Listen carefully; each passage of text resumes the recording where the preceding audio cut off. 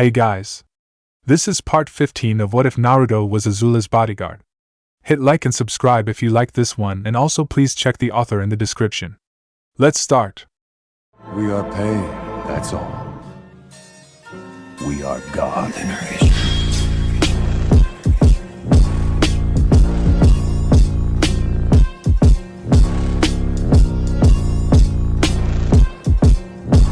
Chapter 42, Stands and Missing. Location, Fire Nation. As the others lounged on the stairs, Aang was practicing his fire bending under Zuko's and Azula's supervision. More ferocious, ordered Zuko as he watched the avatar. Imagine striking through your opponent's heart. I'm trying, Aang told him. This was a little harder than it looked. Trying isn't good enough, Azula stated. Now let us hear you roar like a tigardillo. The air nomad spun and roared lightly, breathing a small amount of fire. Realizing he did it wrong, he smiled sheepishly. That sounded pathetic. I said roar. He did it again, and this time, he roared. 3 jets of fire came to life, 2 from his hands and 1 from his mouth. The amount of fire and heat scared Momo, who ran behind Zuko's leg and held onto it. Zuko, as well as Azula, gave a small nod of approval. Who wants a nice cool glass of watermelon juice? Katara asked, holding up 2 watermelons with holes and straws. Ooh. Me, said Aang. He tried to make a run for it, but Zuko grabbed him by his robe. Hey! Your lesson's not over yet, he told the air nomad. Get back here! He hoisted him up off the ground. Come on, Zuko, Suki said. Just take a break. What's the big deal? Isn't it obvious? Naruto asked as he lay on the top step, cigarette in his mouth. Fine, Zuko growled. He let go of Aang, who immediately ran for the watermelon in Katara's hands. If you want to lounge around like a bunch of snail sloths all day, then go ahead. He walked away. Maybe Zuko's right, Sokka said. Even though we got back from Konoha a few days ago, we've done nothing but sit around the house. It's made us kinda lazy. And do you suggest we do? Azula asked as she walked to the stairs. I know just the thing. He stood up and pulled his clothes off, revealing swim trunks underneath. Let's hit the beach and party. Naruto groaned. No. Please, let's not do that. What's the matter? Can't swim? Suki asked the blonde. He looked at her. Please remember the fact that if we want to experience a stampede of fangirls, all I have to do is get wet. I'd rather not go that again, thank you. Yeah, we heard what happened at Tome, Katara said with a giggle. Anyway, it's decided. Let's go to the beach, Aang shouted. They all grabbed the necessary stuff and went down. Naruto decided to stay on the cliffs and work on his book. Jiraiya decided to help a little bit. The others went down to the beach. Sokka leapt in first, hitting the water with a splash. Katara decided to surf the waves using her waterbending to make a surfboard out of ice. Suki decided to sit on a blanket and relax. Azula also sat on a blanket, but she was further back so she could watch all the chaos. Check out my Appa sand sculpture, Aang told them as he finished said sculpture. It truly did look like Appa, complete with arrow and horns. Even Appa, the real one, was admiring it. Akela took one look and went back to sunning himself. Not bad, Baldy, Toph complimented him. But I've been working on my sand bending. You're gonna love this. She bent the sand to form a fairly big replica of Ba Sing Se. He walked closer to it and peered down, amazed at what he saw. Wow, you even made a little Earth King and Bosco. Try and top that, Sokka, she challenged him as he worked on his own sculpture. Oh, I know I'm not going to beat that, he replied. But here's mine. He stepped, reveling a sand sculpture that no one really knew was. Is that a blubbering blob monster? Aang asked as he looked at it. It's Suki, he answered, shocking the airbender. Both he and Toph started laughing. Suki, we'll all understand if you break up with him over this, Toph told her. I think it's sweet, the Kyoshi warrior replied, getting her a kiss from Sokka. It's the thought that counts, Azula agreed. But it doesn't even look, Aang began to say, only to be interrupted when a fireball came out of nowhere and smashed into the sculpture. Looking through the dust cloud, he saw Zuko leap off the cliffs, shooting fireballs at him. He leapt across the Ba Sing Se sculpture that got hit by a fireball and hid behind his Appa sculpture. What are you doing? He asked Zuko, who had landed on the sand and went after him. Teaching you a lesson, he answered, throwing another fireball at him. He leapt out of the way, letting it destroy the sculpture. He leapt for the cliffs and Zuko followed by climbing up them. What happened? Katara asked as she landed back on the beach. Zuko decided to stage a surprise attack, Azula said, like it was nothing too dangerous. He's chasing Aang right now. We're going after them, aren't we? Naruto asked from above. His only answer was the others running back up to the house. Come on, Jiraiya, he told the Toad Sage as he stood up. As Aang ran for his life, he ducked down to avoid a fireball thrown at him. He ran up a big rock and leapt into the top of a nearby tree. Zuko leapt over the rock and onto the ground, bending another fireball at him. He leapt for the roof as the fireball hit the tree, setting the leaves on fire. Get a grip before I blast you off this roof, he told Zuko, who joined him on the roof via climbing. Go ahead and do it, the scarred dragon replied. He threw another burst of fire at him, forcing him back over the roof. He hopped over an edge and then slid down the other side before leaping into the house through a window. He skidded through a doorway and hid behind a nearby dresser. As he peeked past the edge, he saw Zuko crash down from the roof and take a stance. He gave the dresser a hard shove and sent it flying at him, which he destroyed effortlessly. He followed Aang into the hallway. Bending his fire into circles, he set the surrounding area on fire. He then augmented the fire into a tunnel and sent towards the airbender. He kept on running, but the tunnel soon caught up with him. He reacted by using his airbending to extinguish the fire where he stood. Enough! He shouted, bending the air into a tunnel of his own. It barreled its way towards Zuko, extinguishing the fire and sending him flying out of the house. He crashed into a tree and fell to the ground. What's wrong with you? Katara demanded as the others stood in front of him. You could have hurt Aang. He wasn't even trying, Jiraiya commented. Now's not the time, Naruto told him. What's wrong with me? Zuko repeated as he stood back. What's wrong with all of you? How can you sit around having beach parties when Sozin's comet is only 3 days away? Everyone, except for Naruto, Azula, and Jiraiya, just stared at him. Why are you looking at me like I'm crazy? What's going on? Azula asked. About Sozin's comet, I was actually gonna wait to fight the Fire Lord after it came, Aang admitted. After? She repeated. What? Naruto asked, completely surprised. I'm not ready, the air nomad confessed. I need more time to master firebending. And frankly, your earthbending could use some work too, Toph told him, making him grimace. Aang, hold still, Naruto told him. I'm going to kill you. He yelped and stepped away. He was still weary of the Paragon, but it wasn't because of what was inside of him. In fact, after he had told them about the Kyuubi, they took it rather well. Sokka had stated that considering the things they had gone through, a demon fox sealed inside him was still surprising but not by much. He was still nervous around the blonde because of what he did in Konoha. So, you all knew Aang was going to wait? Zuko asked the others. I didn't, Jiraiya answered. Honestly, if Aang tries to fight the Fire Lord now, he's going to get killed, Sokka stated. The whole point of fighting the Fire Lord before the comet was to stop the Fire Nation from winning the war. Katara tried to explain what Aang was thinking. But they pretty much won the war when Naruto took control of Ba Sing Se. Things can't get any worse. Somebody always says it, both Naruto and Jiraiya thought. You're wrong, Zuko told her, turning away. It's about to get worse than you can even imagine. What do you mean? The day before the eclipse, my father asked me to attend an important war meeting. It was what I dreamed about for so many years. My father had finally accepted me back. Flashback, he walked into the room and made his way to his place. Welcome, Prince Zuko, Ozai greeted him. We waited for you. He walked up the stairs and stood at his father's right side. He bowed once and then sat down. He noticed that Azula was sitting on the other side and that Naruto was leaning against a nearby pillar. However, he also noticed that Yao Jing was sitting with the generals. General Shinu, your report? Thank you, my liege. He stood up and walked to the other end of the map. Ba Sing Se is still under our control. However, Earthbender rebellions have prevented us from achieving total victory in the Earth Kingdom? What is your recommendation? Our armies are spread too thin, but once the eclipse is over and the invasion defeated, we should transfer more domestic forces into the Earth Kingdom. Prince Zuko, he said to his son. You've been among the Earth Kingdom commoners. Do you think that adding more troops will stop these rebellions? He broke eye contact and looked down at his lap. The people of the Earth Kingdom are proud and strong. They can endure anything as long as they have hope. Yes, you're right.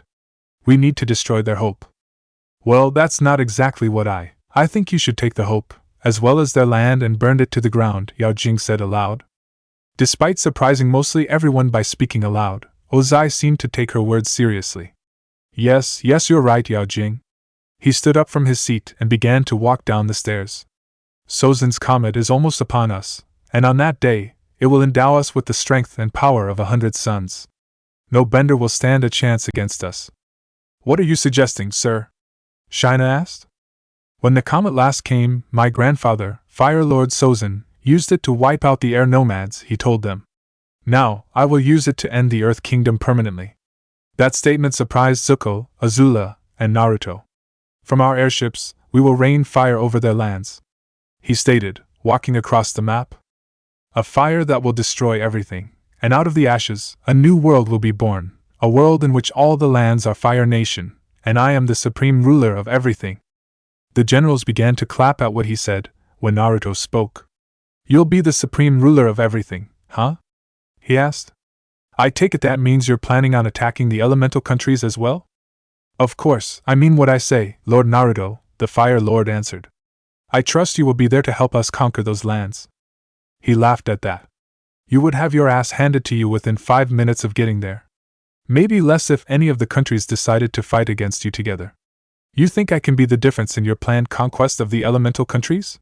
There are thousands of people like me that can give even the best firebenders a tough time. We're overstretched in the Earth Kingdom as it is.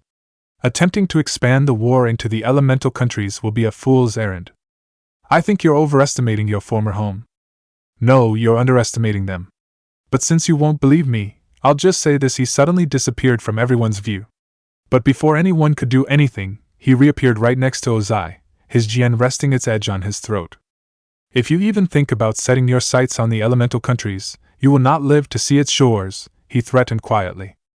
Lord Naruto, I beseech you to step down immediately, before you do something completely stupid, said General Shinen nervously as the rest of the generals trembled in fear when they saw Naruto's eyes in a different shape. Once Naruto reluctantly sheathed his jian into the scabbard, General Shinu grabbed him by the shoulder and shook his head, but not before Naruto abruptly walked out of the room. End flashback. I would have loved to see that, Jiraiya declared, looking at the blonde with pride and approval shining in his eyes. Nice going, Gaki. Naruto didn't say anything in reply, he just avoided eye contact. I can't believe this, Katara said as she absorbed everything Zuko and Naruto had said. Oh, it gets even better, Naruto said in a fake cheerful voice. Yao Jing also plans to make the purge go more quickly. She's having an army massed at the northern part of the colony territories and move south. She had the royal flaming asshole's complete approval. I always knew the Fire Lord was a bad guy, but his plan is pure evil, Sokka said. What am I going to do? Aang asked. I know you're scared, Zuko told him as he stood up and walked over. And I know you're not ready to save this side of the planet. But if you don't defeat the Fire Lord before the comet comes, this side of the planet will be gone. Well, why didn't you tell me about your dad's crazy plan sooner? He demanded as he turned around and walked away. That would be because we thought you were still going to fight him before the comet came, Azula answered. But apparently you decided to keep us out of the loop. This is bad, the Avatar declared, cradling his head and falling to his knees. This is really, really bad. Aang, you don't have to do this alone, Katara assured him. Yeah, Toph agreed as the others joined her. If we all fight the Fire Lord together, we got a shot at taking him down. Ladies and gentlemen, Team Avatar is back, Sokka declared. Aang stood back up to face them. Fighting the Fire Lord is going to be the hardest thing we've ever done together, he said. But I wouldn't want to do it any other way. Sokka, Toph, Suki, and Katara all laughed as they walked over and had him a group hug. Come on, you guys, Katara told the others. Being part of the group also means being part of group hugs. While Zuko did join the hug, Naruto, Azula, and Jiraiya held back. No thanks, I'll just hug my girlfriend, Naruto told them. Plus, I can see the incoming sky bison, Jiraiya said. What? Aang asked. As if to answer his question, Appa flew in and landed right next to them. It kinda looked like he was trying to join the hug. The problem was he knocked everyone in the hug down. Both Jiraiya and Naruto got a laugh out of it. After they managed to get Appa off, Zuko took Aang back into the courtyard. There's one technique you need to know before facing my father, he told him. It's how to redirect lightning. If you let the energy in your own body flow, the lightning will follow it. He explained as he showed the movements. You turn your opponent's energy against them. That's like waterbending, Aang noted as he followed the movements. Exactly, my uncle invented this technique himself by studying waterbenders. So, have you ever redirected lightning before? Twice, against Naruto and my father, he answered. What did it feel like? He stopped the movements. Exhilarating, he said, remembering the moments when he threw the lightning back at his opponents. But it's also terrifying. Aang's hopeful smile fell. You feel so powerful holding that much energy in your body. But you know if you make the wrong move, it is over. Well, not over, the Avatar said, trying to stay upbeat. I mean there's always Katara and a little spirit water action, am I right? He asked Katara, who was sitting nearby. Actually, I used it all up after Yao Jing shot you, she told him. Oh. You'll have to take the Fire Lord's life before he takes yours, Zuko told him before walking away. Yeah, I'll just do that, the Avatar muttered to himself. Later, on the rocky part of the cliffs, Sokka was preparing for a training exercise. Gather round, Team Avatar, he ordered as he put a watermelon over a mannequin.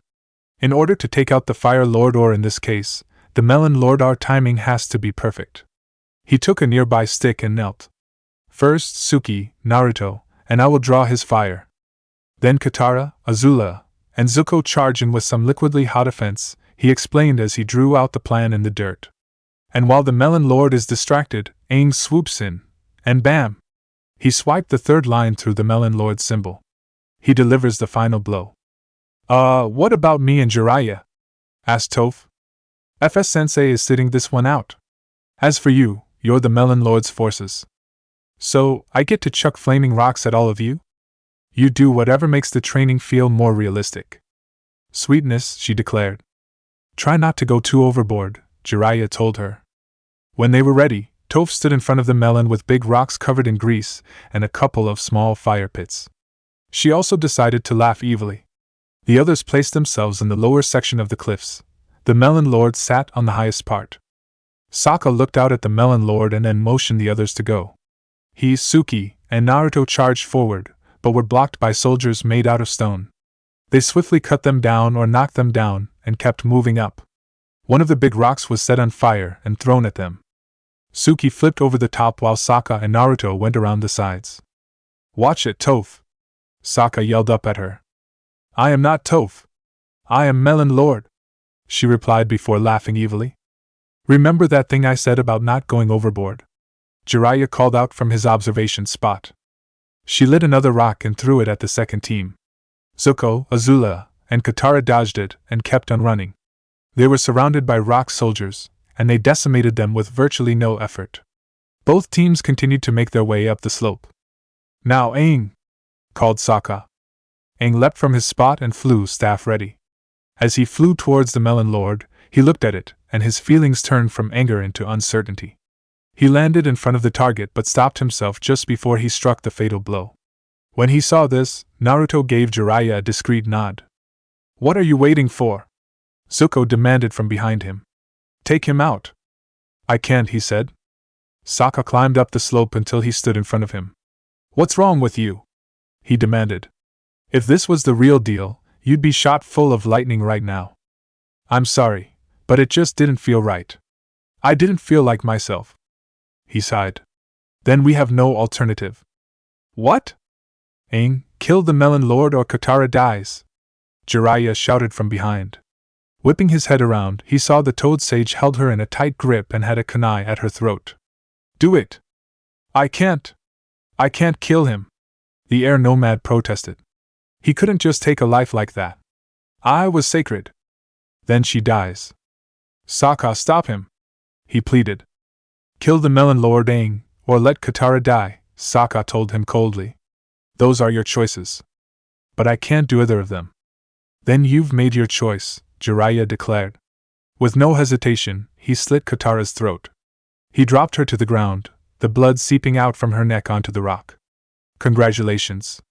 Because of your hesitation, you've lost one of your teammates. As Aang just stared in shock, Sokka drew his jin. This is how it's done. He swung the sword once, and the Melon Lord's head fell in half. But thanks to you, my sister is dead. You could have stopped him, he accused the tribesman. You just stood there. He turned back to look at Katara's corpse and just stared at it. Let's go everyone, Naruto said. This exercise is over. When that was said, the blood flowing out from Katara disappeared and she stood back up with no cut on her throat. What? How? Aang tried to ask, completely stunned to see the waterbender get back up.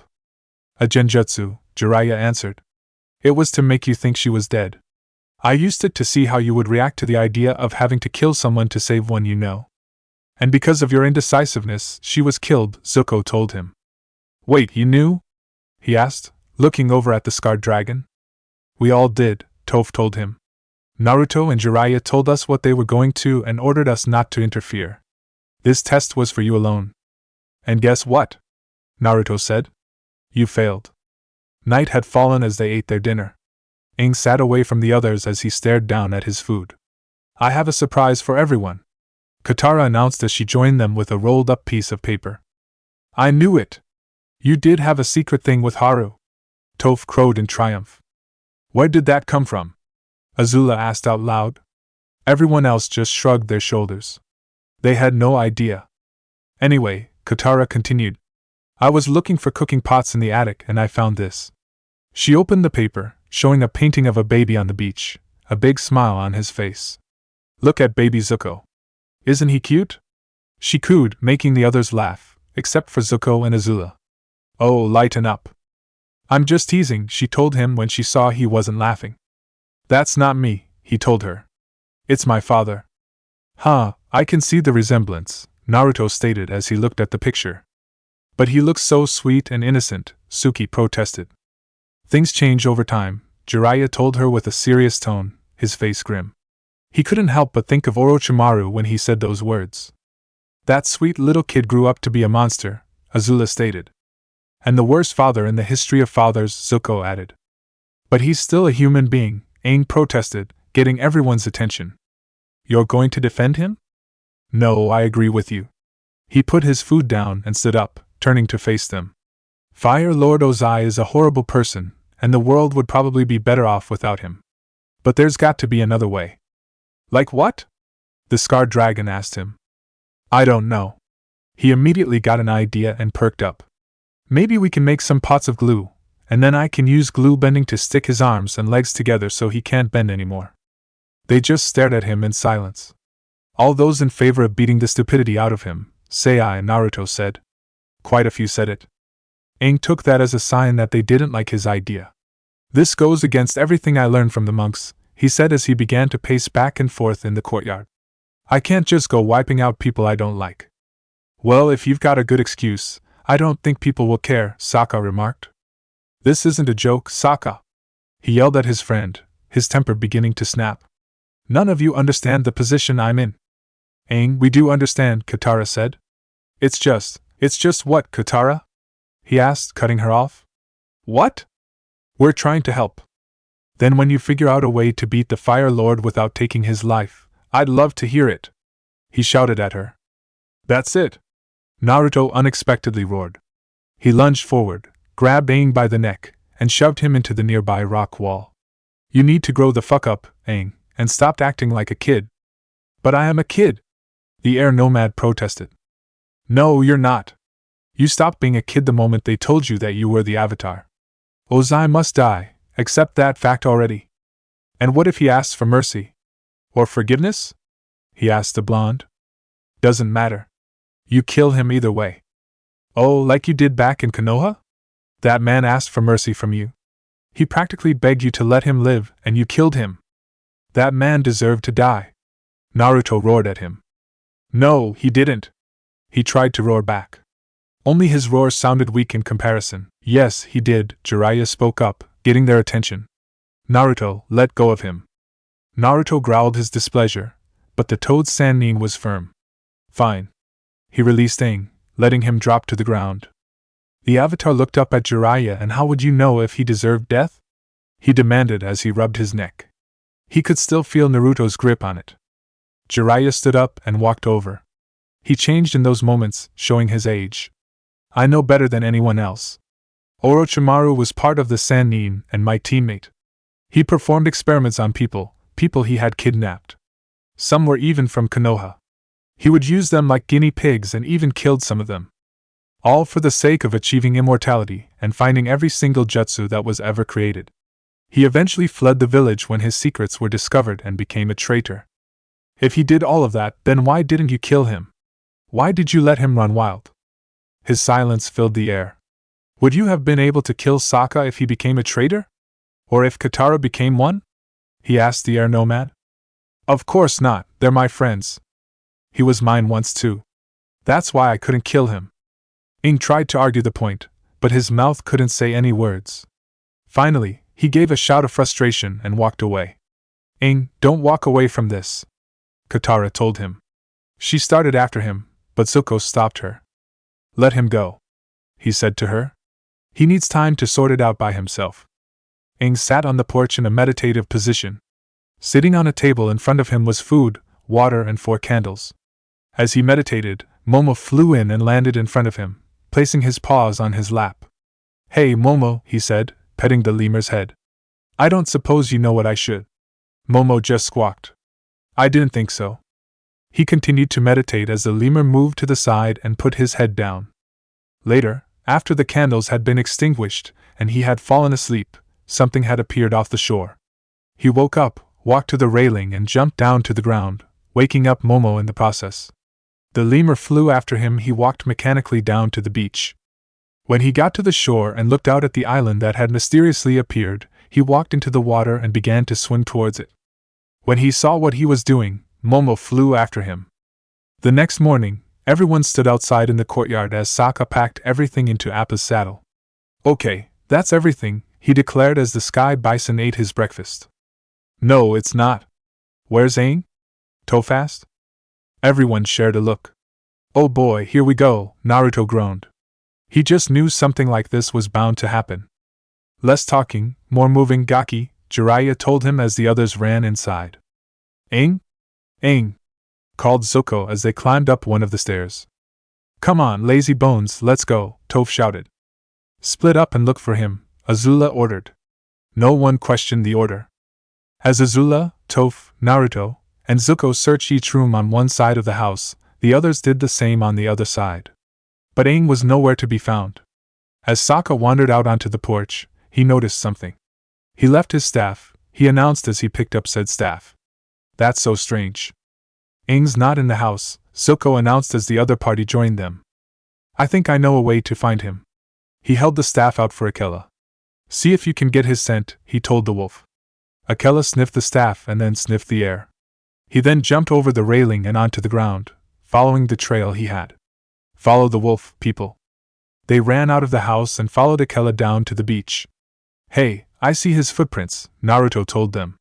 There were a set of footprints that came from the house to the shore. It ends here, Sokka noted. The trail ended at the waterline. So, he went for a midnight swim and never came back? Suki suggested.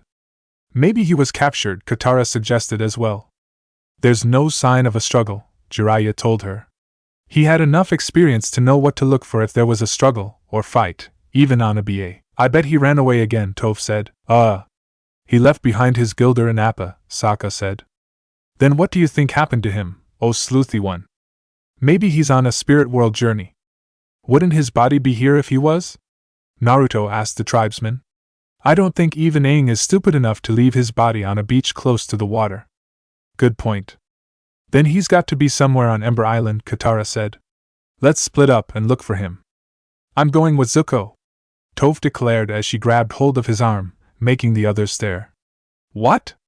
Everyone else went on a life-changing field trip with Zuko. Now it's my turn. You do that, Toph, Naruto told her.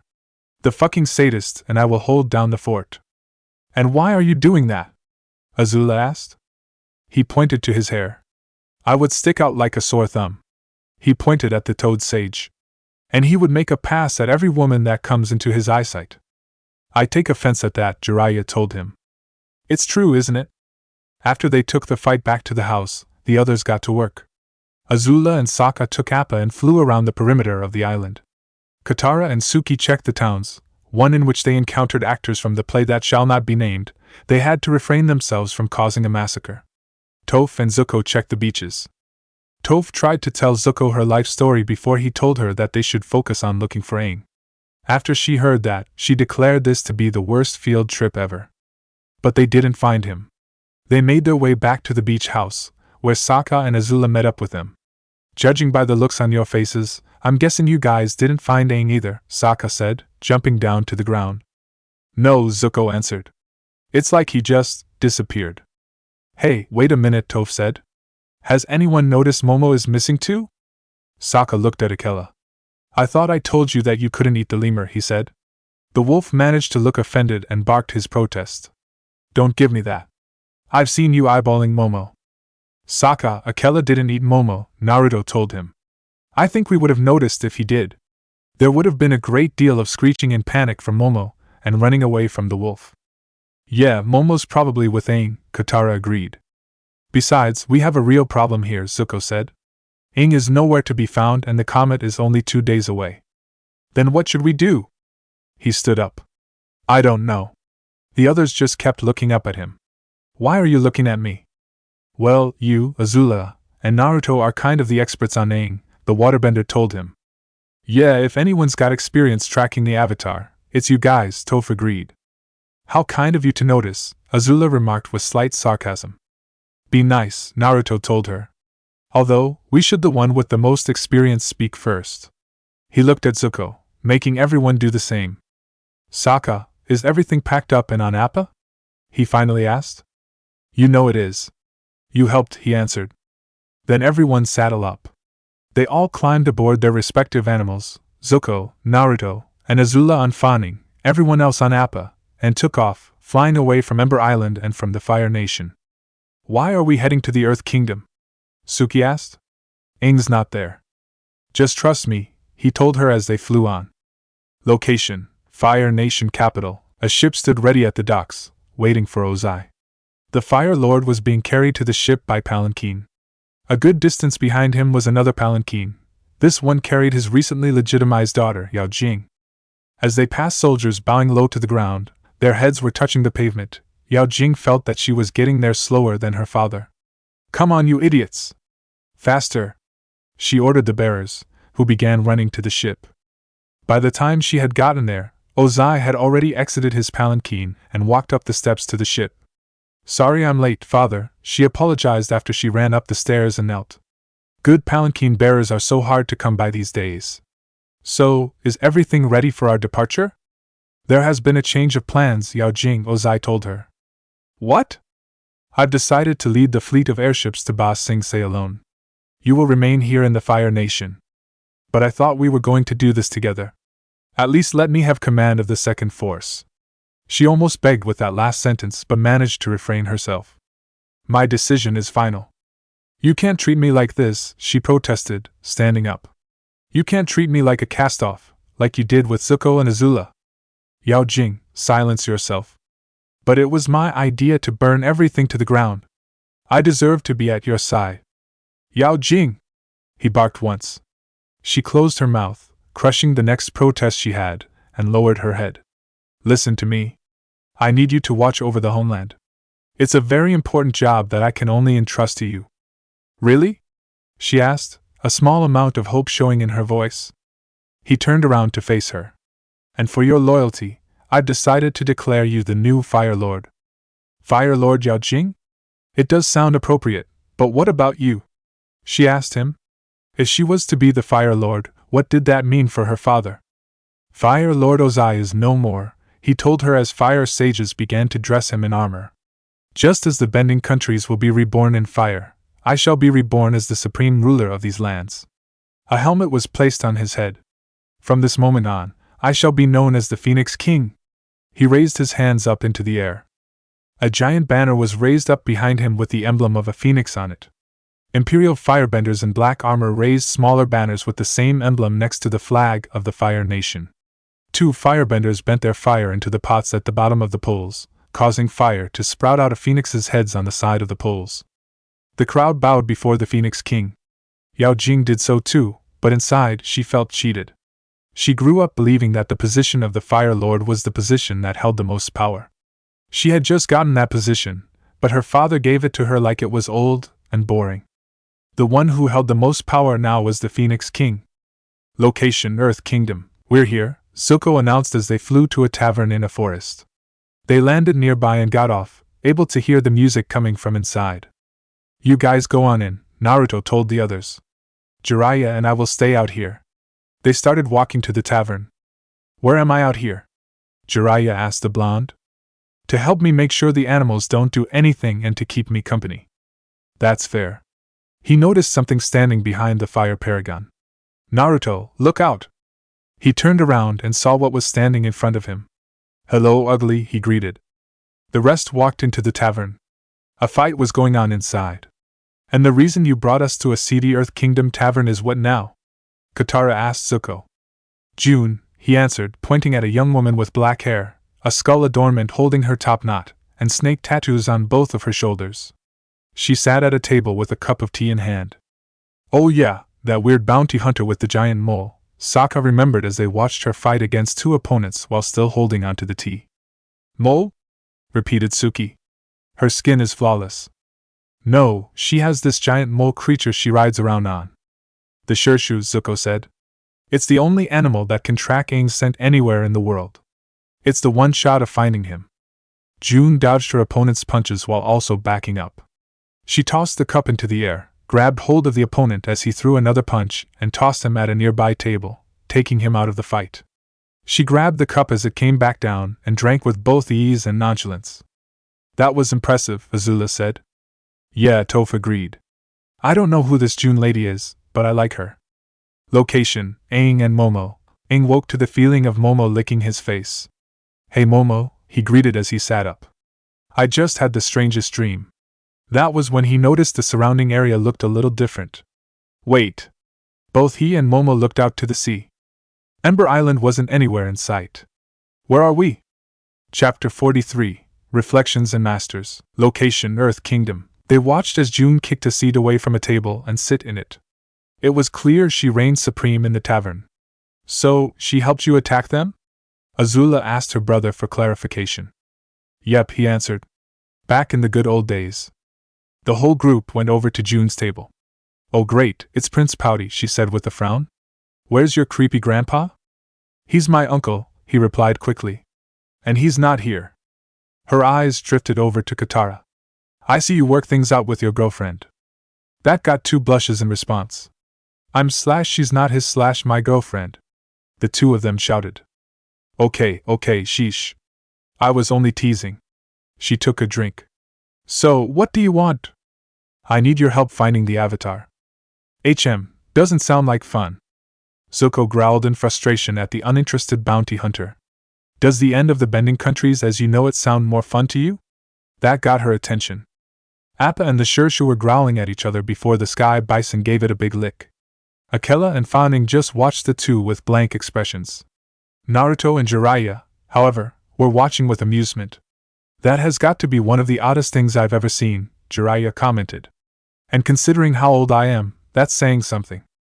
I'm sure it is, considering how many toads you've lived with, Naruto told him. And what's wrong with toads? Nothing, I'm just pointing out the fact. Of course you are. He turned his attention to the tavern. They're coming out. And it looked like they found their intended target. Naruto fixed his gaze onto June. I see you're still hanging out with this ugly thing, he called out, pointing at the Shirshu. And I see you're still an idiot who doesn't know when to shut his mouth, she replied, narrowing her eyes. I'm not the one who fell asleep in an inn and somehow woke up out at sea, he retorted, his face morphing into a glare. No, you're just the one who walked right into an enemy's trap without even knowing it. You wanna go right now, bitch? He asked in a growl. Try me, pretty boy, she replied. They walked towards each other with the intent to kill, or at least maim. But as they stood in front of each other, they did something no one expected. They slapped their hands together and began to arm wrestle. At first, it looked like it was a draw, but then Naruto began to push hers down. You've gotten better, she noted. Or you've gotten sloppy, he replied.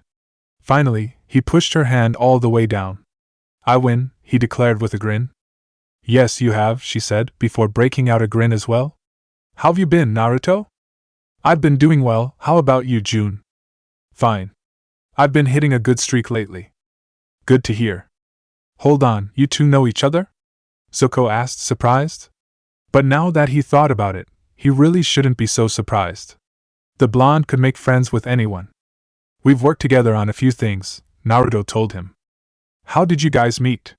Sokka asked. I was tracking a bounty who also happened to be a deserter from the Fire Nation army, June answered. We ran into each other and agreed to work together. Since then, we stayed on good terms and helped out the other whenever we met up again. Speaking of helping, weren't we doing something? The blonde asked her pointedly. She turned to the Shirshu. Nyla, she called lovingly, holding a piece of meat. She tossed and he caught it with a single bite. Who's my little, Snuffly Wuffly? She cooed, petting his head. Snuffly Wuffly? Repeated Naruto. That's a new one. The Shirshu heard him and shot his tongue out at him. He quickly ducked and rolled out of the way. Whoa! Careful there, she told the creature before turning to the human. What did you say to him this time? All I said was hello ugly, he protested. Why would you keep making him mad? It's not my fault he takes offense at being called that. He's the one who looks like he was spawned out from under a half-rotten log. Nyla snarled at those words. I take it the two of you don't get along? Katara asked, looking at the two of them. Let me put it this way. I don't know anything that is as unnerving and disturbing than waking and seeing a creature without any eyes giving you the hairy eyeball, the blonde told her. He can do that? Suki asked, surprised. He can do it very well. Why would he be giving you the hairy eyeball? Sokka asked. There just had to be a story behind something like that. Well, there was that one time where June and I had to share a tent for the night, he began. What? Azula asked, her eyes narrowing in suspicion. Don't worry. Nothing happened on my part. He looked pointedly at June. Hey, I didn't do anything, she protested. I'm sorry, who was the one who rolled over in the middle of the night in a cramped tent? He asked the rhetorical question. She quickly decided to change the conversation. Okay, who's got something with the Avatar's scent on it? I have Aang's staff, Katara said, climbing atop Appa, grabbing the glider staff, and handing it to her. She offered it to Nyla, who took in the scent. He started to sniff the air and pace the area, sorting out the scents. When he was done, he came back over her, lay down on the ground and covered his nose. Well, what does that mean? Zuko asked her. Means your friend's gone, she answered as she petted Nyla's head. We know he's gone. That's why we're trying to find him, Toph said. No, I mean he's gone, she replied as she stood up.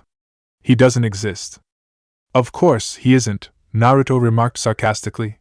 Why in the name of Kami would he try to make this easy? Location Aang, where are we, Momo? Aang asked as he walked through the forest while Momo chased furry things. Maybe I'm in the spirit world? But wait. You can see me, he told the lemur as he walked under a fallen tree. We could both be in the spirit world. He took a stance and bent the air.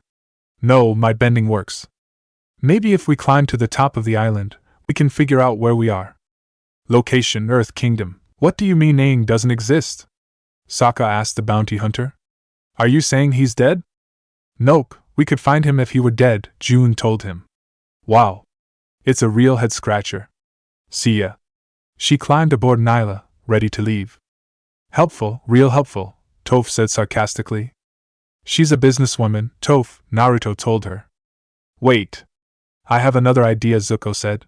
There's another person on this side of the planet who can help us face the Fire Lord. I'll be right back with a smell sample, he told June before running over to Appa. He came back holding a sandal that smelled and had flies buzzing around it. You saved your uncle's sweaty sandal? Sokka asked as he covered his nose to protect his sense of smell. I've seen weirder mementos, Jiraiya said, not batting an eye at the smell. Like what? Naruto asked him. Well, there was this one mission where I met a woman who had this shrine to a vibrator and, stop right there before I get nightmares. Forget I even asked? I think it's kinda sweet, Toph said.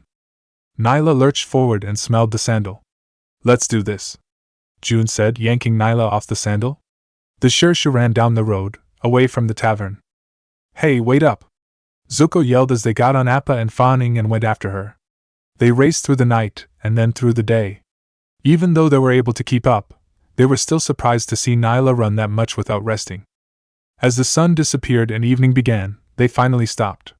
So, Iroh is in Ba Sing Se? Azula asked as they landed outside the hole in the outer wall. Your uncle's somewhere beyond the wall, June told them. Nyla's getting twitchy, so he can't be far. She turned Nyla around. Good luck. See you around, Naruto. Bye, June. Remember, you still owe me that 40, he replied. I'll pay you back next time. She and Nyla ran back the way they came. You always say that, he shouted at her retreating form.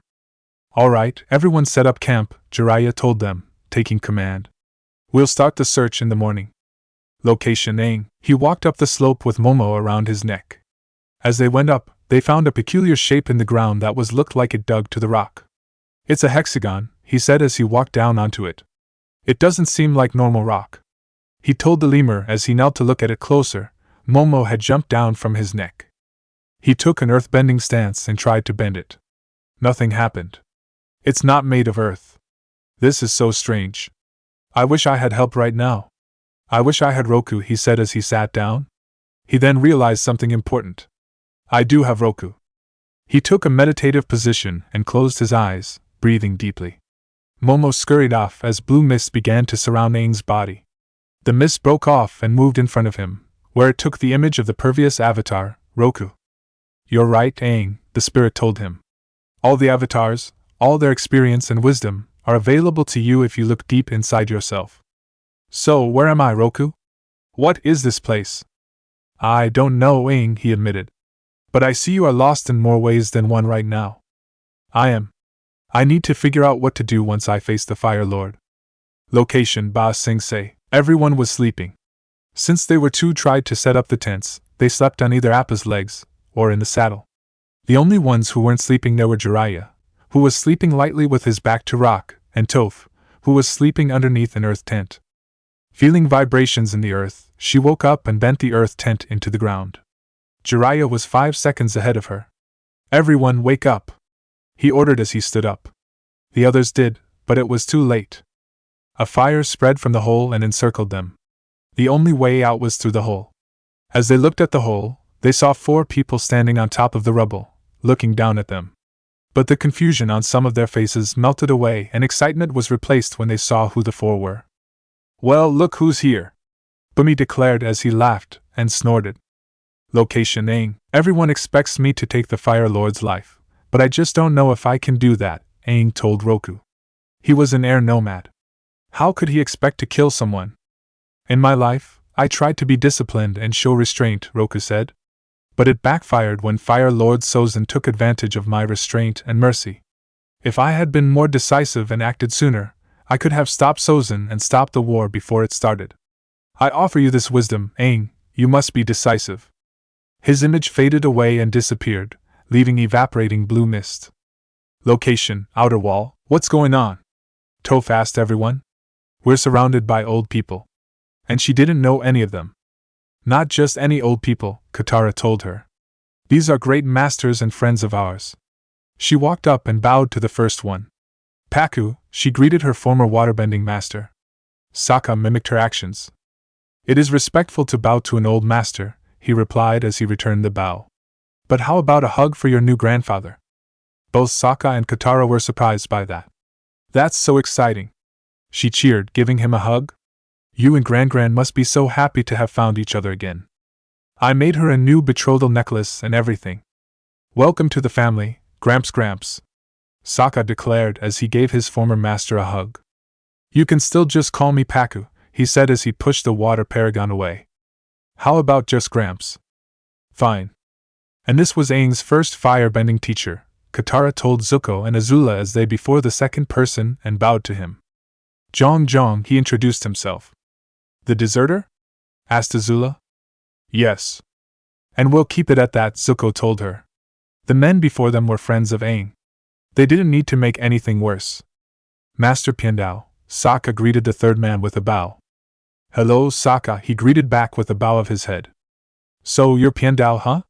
Jiraiya asked the swordsman, walking to him. Yes, and you are? My name is Jiraiya. It's an honor to meet the student of Kenji Uzumaki. He bowed to him. I would also like to thank you for holding on to the scroll he gave you. It was a priceless treasure. So wait. How do you all know each other? Suki asked. All old people know each other, don't you know that? Bumi asked her before laughing. We are all part of the same ancient secret society.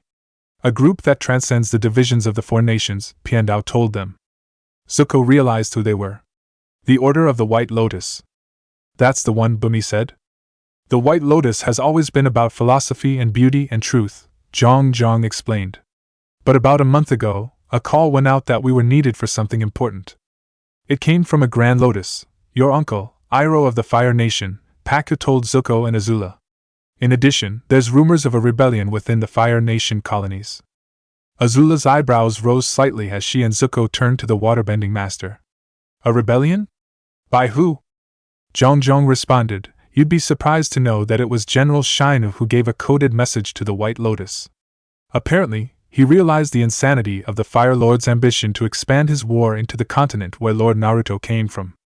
I'd agree with this General Shinu if he thinks expanding the war into another continent is the definition of insanity, Jiraiya muttered darkly.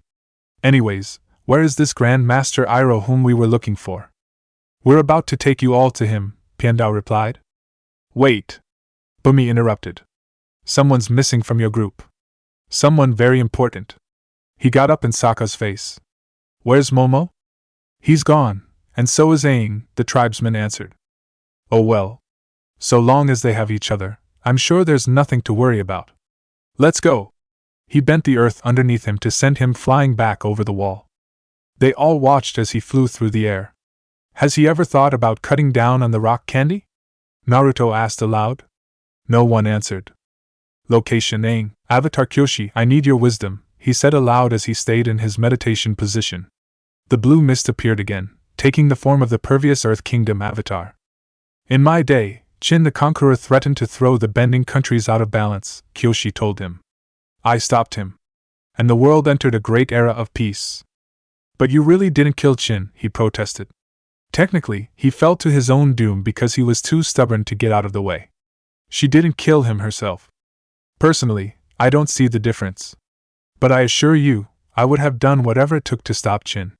I offer you this wisdom, Aang. Only justice will bring peace. The image shrunk and disappeared. I knew I shouldn't have asked Kyoshi, he stated with a scowl. Why did he even call on her in the first place?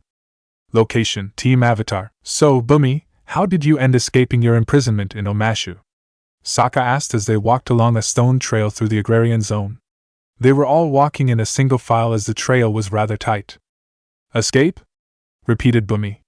I didn't escape. Everyone else escaped. There I was back in Omashu, waiting for just the right moment. I didn't know what or when, but I knew I'd know it when I knew it. Flashback, he hung in his iron cage, swinging in the air. He looked up and saw the moon blocking the sun. An eclipse, he said. That should do it. He bent the roofs beneath him to break up into rocks and flew up. They struck the sides of the cage door and cracked it open, letting him jump down to the ground. As he landed, nearby guards ran up to him. What do you think you're doing? The lead guard demanded. He tried to bend fire but got nothing. He and the other guards tried again, but still got nothing. Taking back my city, declared Bumi with a grin. You've got no firepower. And it's payback time. He leapt into the city and used his earth bending to push houses that had pieces of Fire Nation factories out of Omashu. He had removed a good chunk of the city and then he turned his attention to the giant metal statue of Ozai standing at the top. He threw several chunks of rock into the statue, and then used those to bring the statue down. The hard part was pulling out from the ground, but once he had tipped it, gravity took effect. The statue fell onto one of the mail chutes and slid down the mountain, eventually destroying the front gate and the bridge that connected the city to the rest of the land.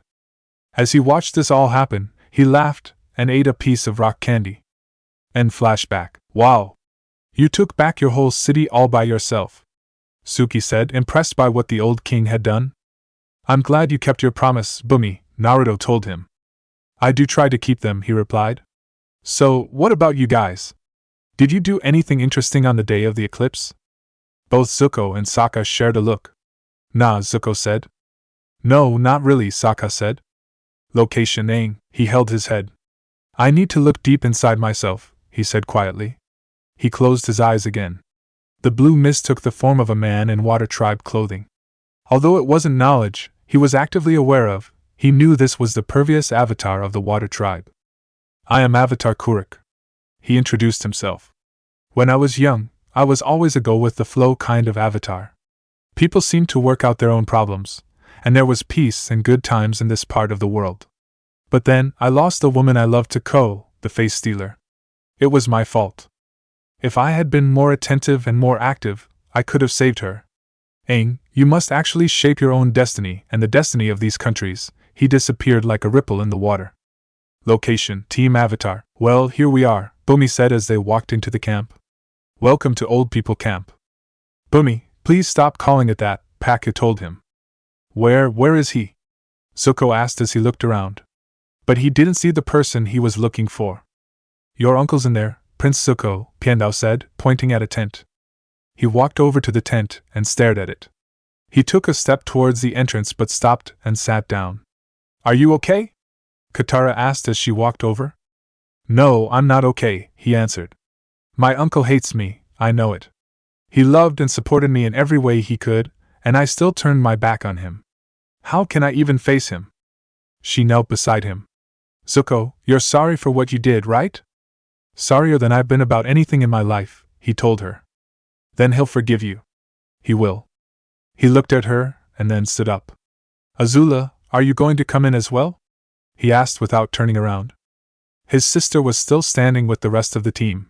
No, you can go first. He needed it more than she did right now. He took a deep breath and walked into the tent. Uncle? He called out quietly as he walked in. He found Iroh sleeping in the bed and snoring loudly. He smiled to himself and sat down in front of him. Location Aang, all these past avatars, Aang said to himself and Momo. They keep telling me I'm gonna have to do it. They don't get it. Momo chittered at him. You're right. Maybe an air nomad avatar will understand where I'm coming from. The lemur just stared at him. I know you can't really talk. Pretending you can just helps me think. He was chittered at again. I'm going to pretend I didn't pretend to hear that. He began to concentrate again as Momo scurried off. The blue mist took the form of a young woman in air nomad clothing. Just by that simple fact he knew that she was the previous avatar of the air nomads. I am Avatar Yangchen, young airbender, she introduced herself. Avatar Yangchen, the monks always taught me that all life is scared, he told her. Even the life of the tiniest spider fly caught in its own web. Yes. All life is scared, she agreed. Finally, some who was agreeing with what he believed in. I know, I'm even a vegetarian. I've always tried to solve my problems by being quick or clever. And I've only had to use violence for necessary defense. And I've certainly never used it to take a life. Avatar Aang, I know that you're a gentle spirit, and the monks have taught you well. But this is not about you. This is about the bending countries, she told him with firm, but gentle voice. But the monks taught me that I had to detach myself from the world so my spirit could be free, he protested. Many great and wise air nomads have detached themselves and achieved spiritual enlightenment.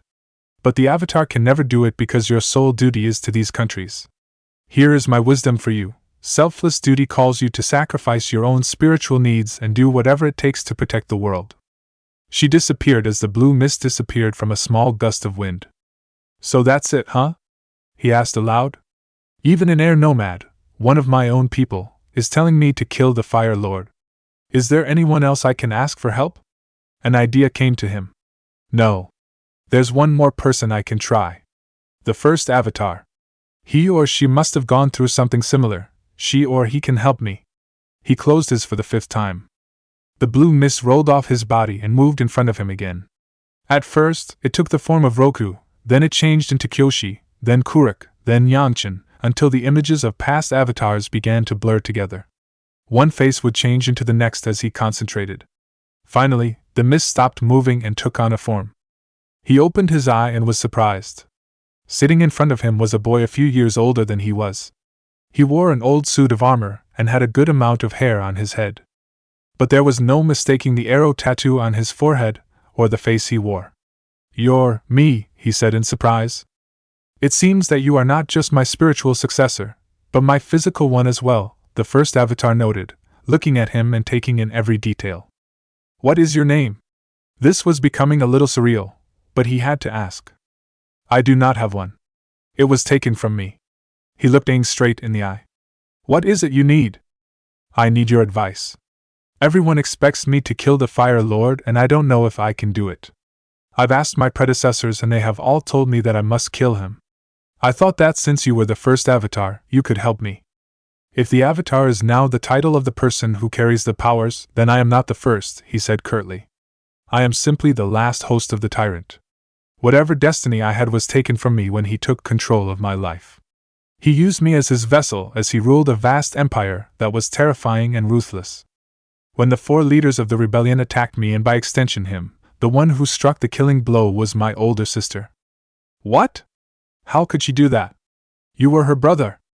And it was for that fact that she hesitated before striking me down and shed tears afterwards. If I had not told her to do it, all they did would have been for naught. It was her duty to kill me, whether I was her brother or not did not matter. I was the host of the tyrant, and so I had to die. If you wish for my advice, I will tell you this: if killing this Fire Lord will ensure the safety of the bending countries, then do your duty. His shape faded away, as did the mist. He sat in silence as the lemur came back to him. I guess I don't have a choice, Momo, he told the creature. I have to kill the Fire Lord. Location: Iroha's tent. Morning had come and Zuko hadn't moved from his spot. When Iroha awoke, he stretched and yawned, but he didn't turn his head to look at his nephew. Uncle, Zuko began. I know you must have mixed feelings about seeing me. The Dragon of the West stayed silent. But I want you to know, he began to cry. I'm so sorry, Uncle. I'm so sorry and ashamed for what I did. I don't know how I can ever make it up to you. But he didn't finish, because Iroh turned around and pulled him into a tight hug, crying as well. How can you forgive me so easily? I thought you would have been furious with me. I was never angry with you, Iroh told him. I was sad because I was afraid that you had lost your way. I did lose my way, he admitted. But you found it again. He released him from the hug. And you did it by yourself. And I am so happy you found your way here. He hugged him again. It wasn't that hard, Uncle. You have a pretty strong scent. Location: Aang. He had fallen asleep on the strange rock alongside Momo.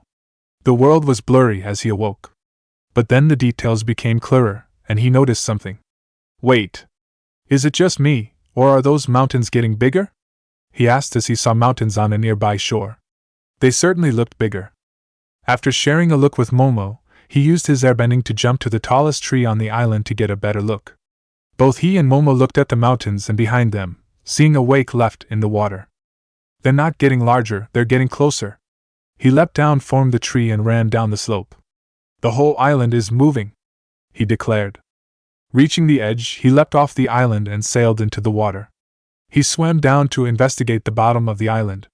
As he looked, he saw something out of the corner of his eye. He turned to look at it, only to swim backwards to avoid a large paw moving through the water. He swam back up to the surface, breathing in the air. It's amazing, Momo, he told the lemur, who had landed nearby. It's the biggest animal in the world. I've got to swim around and find its face. He started swimming and Momo flew after him. Location: White Lotus Camp. Everyone sat in a group for breakfast. Uncle, you're the only person other than the Avatar who can possibly defeat the Father Lord, Zuko told him. You mean the Fire Lord, Toph corrected him. That's what I just said. Azula smirked. No, you definitely said Father Lord. She was going to have to hold on to that one. Save the teasing for later, Azula, Naruto told her. As Iroh stared at his breakfast in silence, Zuko continued. We need you to come with us, he urged. No, Zuko, it won't turn out well, he finally answered. You can beat him. And we'll be there to help. Even if I did defeat Ozai, and I don't know if I could, it would be the wrong way to end the war. History would see it as more senseless violence, a brother killing a brother to grab power. Iroh, I'm going to sound a bit blunt, but fuck history, Naruto told him. Let historians haggle and debate about us later. We need to focus on now. I am focused, Naruto, he replied. The only way for this war to end peacefully is for the Avatar to defeat the Fire Lord. The blonde gave an annoyed sigh at his words. It was that kind of attitude that made the war last for a century. He's still right, Gaki, Jiraiya said. If we want to end this war with minimal bloodshed, Aang has to be the one to beat Ozai. If he did that, would you come back and take your rightful place on the throne? Zuko asked Iroh. No, he answered. Someone new must take the throne, an idealist with a pure heart and unquestionable honor. It has to be you, Prince Zuko. You're not going to complain about how it should be you? Sokka asked Azula. During the invasion, I told Ozai I was no longer his daughter, she told him. I had effectively casted myself out of the royal line. Unquestionable honor? Repeated Zuko. But I've made so many mistakes. Yes, you have, Iroh agreed. You've struggled, you've suffered, but you have always followed your own path. You've restored your own honor, and only you can restore the honor of the Fire Nation. I'll try, Uncle. Well, what if Aang doesn't come back? Toph asked. Sozin's comet is arriving and our destinies are upon us. Aang will have to face the Fire Lord. He fell silent for a minute. When I was a boy, I had a vision that I would one day take Ba Sing Se. Only now do I see that my destiny is to take it back from the Fire Nation, so the Earth Kingdom can be free again. That's why you gathered the members of the White Lotus, Suki said in realization. He would need help if he was going to succeed in his mission. Yes. He turned his attention to his nephew. Zuko, you must return to the Fire Nation, so that when the Fire Lord falls, you can assume the throne and restore peace and order. But Yao Jing will be there, waiting for you. I can handle Yao Jing, he replied. If he was being honest, that was a fight he was looking forward to. Not alone, you'll need help. Don't worry about that, Uncle, Azula told him. I'll be going too. Zuko nodded his thanks and turned his attention to Katara. Katara, how would you like to help us put Yao Jing in her place? He asked her. It would be my pleasure, she answered. What about us? Sokka asked. What is our destiny today? What do you think it is? Iroh asked back. I think that, even though we don't know where Aang is, we need to do everything we can to stop the airship fleet and that second army. And that means when Aang does face the Fire Lord, we'll be right there if he needs us, Toph declared. Then you, Sokka, and Suki take care of the airships. Jiraiya and I will deal with the army, Naruto stated. We may have to borrow Appa to get there. Why's that? The blind earthbender asked him. How else are we going to get to them? Zuko's group can take Fanning to get to the Fire Nation. What about us? Suki asked. I can answer that, Pendao told as he came over. Finish your food and come see me when you're done. Once they were done, they packed the things they needed and rejoined the Sword Master. Naruto and Jiraiya climbed aboard Appa and surprisingly, Akela joined them. I guess we have an extra member, Jiraiya commented. Meanwhile, both Toph and Suki had got on an eelhound. Nothing runs faster over land or swims quicker than giant eelhound, Piandao told Sokka, who wore his armor. The airship base is on a small island just off the Earth Kingdom shore, he told the tribesman as he handed him a map. You should be able to intercept the fleet within a day's journey. He opened the map and quickly looked over it. Thank you, Master, he said. They bowed to each other, and then he gave his teacher a hug. Off to the side, Zuko and his group had already climbed aboard Fanning. So, if I'm going to be the Fire Lord after the war is over, what are you going to do? Zuko asked Iroh. After I reconquer Ba Sing Se, I'm going to reconquer my tea shop, and I'm going to play pie show every day, he declared as he flipped a pie show piece in the air and caught it. If that's the case, I want to play the first match, Jiraiya told him from atop of Appa. Everyone shared a look and nodded in agreement. They were ready. Goodbye, General Iroh, Katara said. Goodbye, everyone, he replied. Today, destiny is our friend. I know it. The eelhound took off and the dragon followed it. The sky bison, however, went in a different direction. But all three left the White Lotus camp behind. Location Aang. As the island moved closer to the shore, Aang swam forward to the front. Once he was certain he was close enough, he took a deep breath and dived underneath the water. He swam downward and then stopped. As he held himself in the water, he noticed that an eye opened up right in front of him, making swim back in surprise. One of the giant paws caught him and forced up to the surface. As both he and the paw emerged from the water, so did the face of the creature. He knew that he had been on the back of a creature, but he didn't know what kind of creature it was. Now he did. A lion turtle, he said with awe in his voice as he looked upon the oldest creature in the world before bowing to it. Maybe you can help me. Everyone, even my own past lives, are expecting me to end someone's life. But I don't know if I can do it. The true mind can weather all the lies and illusions without being lost. The true heart can tough the poison of hatred without being harmed, the lion turtle told him as it raised its other paw out of the water. Since beginning less time, darkness thrives in the void but always yields to purifying light. He placed a claw on Aang's head and on his heart. Bright light shone from the contact as Aang reveled in the information given to him. Once they were done, the lion turtle took him to the shore and held out a claw at a cliff. Aang walked onto the cliff without turning his back, looking directly at it as Momo landed on his shoulder. Wait for him, the ancient creature told him. He will come. He bowed once more as the lion turtle sank into the water and swam away. He shared a single look with Momo as he made his way from the shore. Location: Airship Fleet. On a small island, Ozai stood over his fleet and looked out at the sea. It's time for these countries to end in fire and for a new empire to be born from the ashes, he declared. As both he and the Avatar watched and waited, the sun slowly began to rise, and Sozin's comet entered the planet's atmosphere. Chapter 44: Battlegrounds and Reclaiming. Location: Earth Kingdom. As the comet went through the atmosphere, everyone aboard Fan Ning was quiet.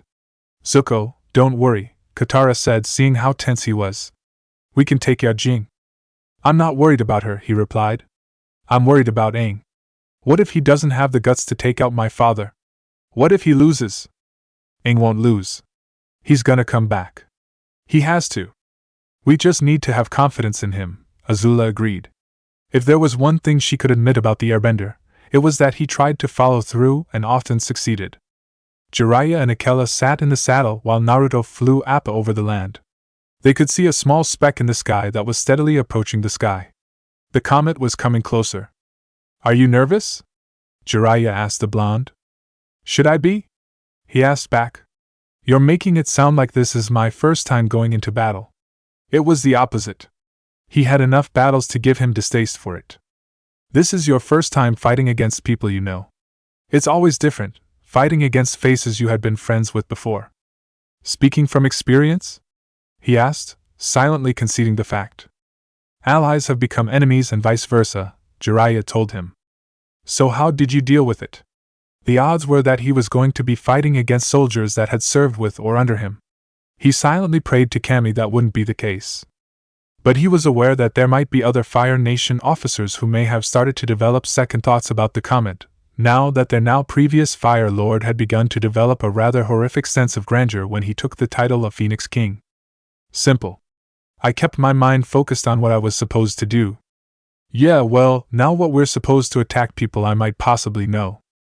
Ironic, isn't it? Jiraiya asked him, despite already knowing the answer.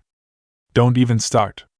Location: Fire Nation. Yao Jing sat in a chair as servants groomed her for the upcoming coronation. She took a cherry from a bowl one of the servants held up and popped it into her mouth. She immediately spat it back out when she crunched down a pit. What am I holding? She asked the servant holding the bowl. A cherry pit, princess, she answered. Correct. And what day is this? It is the day of your coronation. Yes, it is. So please tell me why on the most important of my life, you've decided to put a pit in my cherry? She asked, throwing the pit at the servant. It wasn't a decision, it was just a small mistake. Small? Do you realize what could have happened if I hadn't sensed the pit in time? I suppose you could have choked? The servant weakly suggested. Yes, then you understand the severity of your crime. I understand, princess, please, forgive me. She bowed her head. Oh, very well, since it's a special day, I will show mercy. The servant smiled. You are banished. Leave this palace immediately. The servant couldn't protest, she knew that would be the death of her. She simply put the bowl down and backed out of the room with her head bowed. What are you all looking at? Yao Jing asked the other servants. I have 2 feet that need scrubbing. And make sure you get in between the toes. I won't have my first day as Fire Lord marred by poor foot hygiene. The servants were scared, but they did as they were ordered. Location: Earth Kingdom. As the eel hounds swam through the water, Suki looked back behind them. The comet had made the sky turn to a dark orange, the kind of color you would see briefly in the embers of a dead fire. It's weird to say, But the comet actually looks beautiful, she said. Too bad the Fire Lord's about to use it to destroy the world, Toph replied. They stayed silent as they got closer to the island. When they got to the shore, they climbed off the eel hound and made their way up the slope. They reached the top and saw the fleet was beginning to move. We're too late, Sokka cried. The fleet's already taking off. Then we're taking off too, Toph declared. Where's the closest airship? It's right. He didn't finish what he was saying because the earthbender in the group bent the rock beneath them to shoot upwards and send them flying towards the nearest airship. They hit their peak of flight right next to the airship and managed to angle their descent to land on the bottom of the ship, catching Toph as she landed. They ran inside to start what they were supposed to do. As they did that, Ozai stood at the front of the flagship, an evil smirk on his face. Location: Fire Nation capital. Yao Jing sat on the throne of the Fire Lord. She had sent for the Dai that she had brought back with her, but they hadn't shown themselves. Where are they? She demanded. I have just received word that the Yen archers have taken them into custody, Princess, a nearby servant told her nervously. What? Why? They were arrested on charges of treason. Bring the leader of the Yen archers here now, she ordered, the fire surrounding growing in height in response to her anger. Yes, Princess, the servant said before scurrying out of the room. Location: Earth Kingdom. Sokka's team made their way quietly up to the bridge, making sure that no one saw them. SSSHH, Sokka said as he and Suki walked up besides the door. Toph, on the other hand, walked up to the door, knocked on it to get the attention of the people inside, and then kicked it down. She then rolled forward and bent the metal door to form around her, creating armor. After withstanding a couple of fire blasts, she bent the metal in the room to pin most of the soldiers there to the wall, or the ceiling. She then jumped up and crawled along an overhanging pipe and dropping down behind the last soldier. After he tried to punch her, and failed, she sent him flying out of the room with a punch of her own. That's how it's done, she told Sokka and Suki as they walked into room, shedding the armor. Good work, Toph, Sokka told her. Time to take control of the ship, take the wheel, he told Suki. That's a great idea. Let the blind girls steer the giant airship, the earthbender said sarcastically. I was talking to Suki. That would make a lot more sense, she admitted. What are we going to do about the rest of the crew? Suki asked Sokka. Take us down closer to the water. I've got an idea. He grabbed a red tube that he knew was the announcement horn. Attention crew, this is your captain speaking, he said a deep voice. Everyone, please report to the bomb bay immediately for hot cakes and sweet cream. We have a very special birthday to celebrate. Once he was done, Suki had the airship drop down closer to the water. Down in the bomb bay, every single crew member was milling around down there. Hey, one crew member said to another. I'm Chin Li, I work up in communications. Oh, hi, said the second crew member. I work down in the engine room. That's probably why we never met before. Big airship, you know? Oh yeah, he agreed. Both of them winced mentally at how awkward their conversation was. So, do you know whose birthday it is? I can't believe the captain remembered my birthday, a third crew member said, walking up to them. He really does care. That was when the floor underneath them gave way and they fell into the water. Happy birthday, the engineer offered as they came back up to the surface. Sokka stared out the broken window at the flagship. Fire Lord Ozai, here we come, he declared. Location: Fire Nation capital. You sent for me, princess? Bao Yu asked as he stood in front of Yao Jing. His stance showed that he wasn't intimidated or afraid of her. Why have you arrested my Dai? She demanded. We have reason to believe that they were plotting treason against the Fire Nation, he answered, keeping a neutral voice. How is that possible? They were loyal to me and only to me. That's probably what they wanted you to think, he said. It is quite possible that they were ordered to keep an eye on you. She narrowed her eyes at him. You mean to tell me that Naruto ordered them to do everything I said so they could spy on me? That couldn't be possible. She had won them over to her side all by herself. There was no way that blonde bastard had ordered them to watch her. I did not say that at all, princess. If we're finished, I must get back to interrogating the prisoners. He bowed and walked away. Is your loyalty to me, Bao Yu, or is it to a traitor? I believe that is an obvious answer, princess, he answered without turning around. She snarled as she realized the truth. Naruto had ordered the Dai agents to spy on her and report back to him about what she was doing. Since she knew that the Yuan archers were loyal to the Paragon first, they had the excuse of arresting the Daily agents so that they could get them away from her. Location: Earth Kingdom. The two men stayed silent as they got closer and closer to their target. Finally, they saw the army. Well, there they are, Jiraiya said. There were quite a lot of them if he wanted to be frank. Way to state the obvious, FS-sensei, Naruto replied. Would you stop calling me that? Would you prefer to be called Pervy Sage? No, I just want to be called by my name. I am calling you by your name. He turned his attention back to the army. Land in front of them, Appa, he told the Sky Bison. They landed with a loud crash, getting the attention of the army. Lord Naruto? Asked one of the soldiers, surprised to see the fire paragon. He leapt down from Appa's head. Hello, men. We need to talk. Location: Ba Sing Se. As the forces inside the inner city prepared, the Order of the White Lotus waited to attack. Though there were only a few members of said order standing in front of the city's gates, that was only enough to take on an entire Fire Nation garrison, thanks to the Grand Master's enhanced abilities gained because of the very same comet. Ba Sing Se, the Order of the White Lotus is here, Bumi said. His usual manic attitude was gone, replaced with complete seriousness. It made him seem his actual age, and a lot more deadly. Here to set you free, Paku finished. Only once every 100 years can a firebender experience this kind of power, Iroh said to himself. As he felt the comet's power, he began to inhale and exhale. A ring of fire began to grow and shrink around the group. It got bigger and bigger every time he exhaled until, with a shout, he bent the fire into a single orb and threw at the inner wall. The part of the wall it hit was destroyed, creating a giant hole in it. Bumi bent the giant stone table they were on forward, moving towards the hole. The two other tables followed suit. As they got closer, sentries on the wall tried to bend firebursts at them, but Iroh brushed them aside with his own firebending. When they were close enough, Bumi bent the other three into the air before following himself. Paku landed on a rooftop. Bending a large amount of water up from nearby, he brought it down in a wave. He froze it just as Piandao joined them, giving them a slide. The Sword Master slid through the enemies, cutting their weapons in half, and inflicting minor injuries. As he ran off into an alley, Paku melted the ice back into water and brought it in front of him to block a blast of fire. The water was completely evaporated and the waterbending master would have been killed by another fire blast had it not been for Zhong Zhong blocking it with his own fire. He floated in air, held up by his fire bending. As he floated over a square, more tanks opened fire on him. He bent a wall of flames to block and push back each attack, sending each tank into a pile. Location: Fire Nation Capital. Yao Jing stood in front of a large mirror. As she had banished all her servants, she was forced to do her own hair.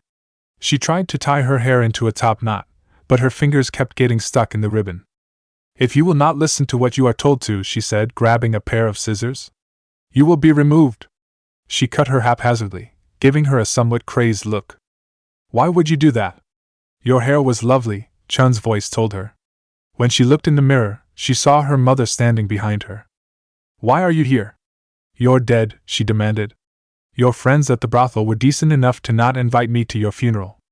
Just because I am no longer living, doesn't mean I can't be there for my daughter's coronation. Why do you keep up this charade? I know you hate me.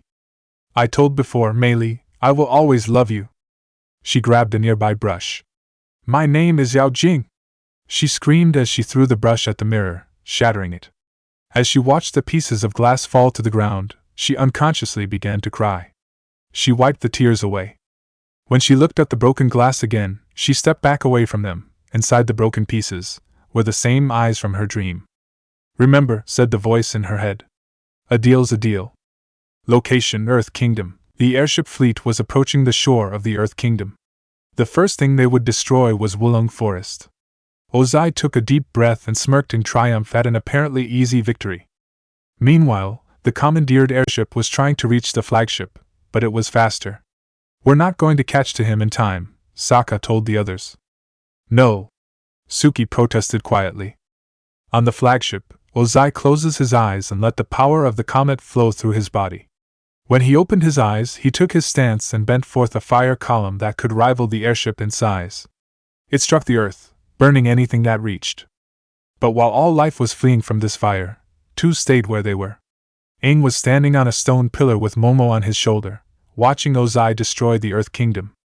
Momo, time for you to go, Aang told the lemur. It flew away, leaving him to take a deep breath. Swinging his legs into various kicks, he bent the pillar underneath to break chunks and fly at the airship. They zipped past Ozai and smashed into the propellers, causing him to lose his balance and causing the ship to start drifting. He bent a large fireball at the rest of the engine, destroying it completely. As the ship began to fall, Ozai stared down at the Avatar. When he saw him lower his hands, he took it as a challenge.